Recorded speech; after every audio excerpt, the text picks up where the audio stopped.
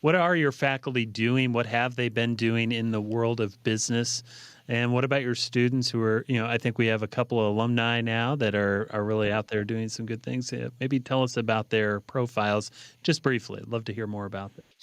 I'll give you just kind of two ends of the continuum. One of our now alums is actually being considered for the executive position in a mental health enterprise.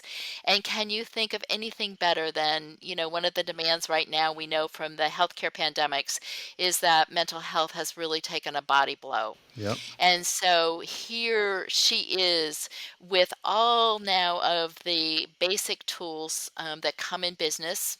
How do you create a budget? How do you deploy that budget? How do you work effectively in teams across a country and across the globe? And so she is doing that work with the mentorship behind her of colleagues that she has built relationships with, of faculty she's built relationships with. So as she needs those are resources for her. So that's on one end of our student continuum. On the other end is this incredibly courageous MBA graduate who's working in IT. And we think, oh, IT is just the tool that supports conversations like this. Right. But it's so much more. And so he's been able to talk about what are the human implications for engagement? What does it mean to be in front of a screen like this for long periods of time? And so, in addition to the analytics and the hard economic factors that go into building IT systems, he's also been able to import what is the human aspect of this. And so, those are just two examples of our students and what they're engaged in. I should say alums at this point. Faculty I've just been really, really privileged to pull together faculty that represent, I'll talk about Dr. Marsha Willard, for example.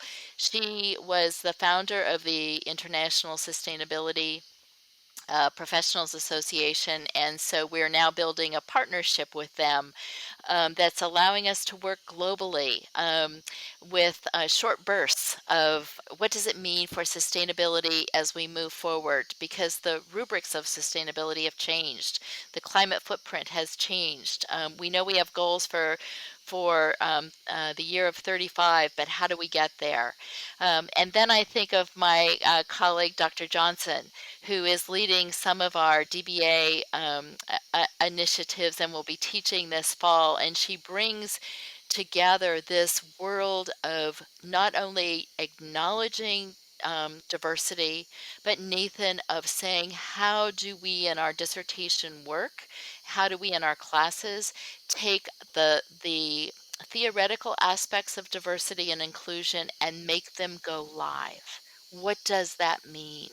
So she's been able to work with our students in a fantastic way to make that happen. And that's just two profiles. And I could go through some other ones, but those are just kind of show you the wealth and the richness of faculty meetings.